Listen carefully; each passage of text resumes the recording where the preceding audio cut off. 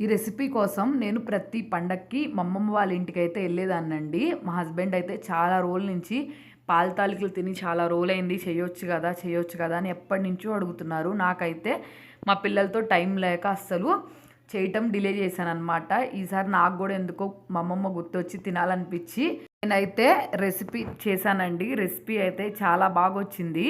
మా అమ్మమ్మ ఎప్పుడైనా ఈ రెసిపీ చేసేటప్పుడు వంట నేర్చుకోవచ్చు కదా, ఇట్లాంటి రెసిపీస్ అన్నీ నేర్చుకోవచ్చు కదా అనేది నవ్వి ఊరుకునేదాన్ని. కానీ ఇప్పుడు ఆ వాల్యూ ఏంటో తెలుస్తుంది. మా అమ్మమ్మ ఎందుకు చెప్పిందా అని చెప్పి ఉండగా ఈ రెసిపీస్ ఎట్లా చేసుకోవాలి ఏంటి అని చెప్పి అందరూ మర్చిపోతూ ఉన్నారు. ఇప్పుడు ఫెస్టివల్ వచ్చిందంటే చాలు ఎక్కడైనా కానీ ఇవి రెడీమేడ్గా కొనుక్కోవడమే అయిపోయింది, కానీ ఇంట్లో తయారు చేసే వాళ్ళు ఎవ్వరూ లేరు.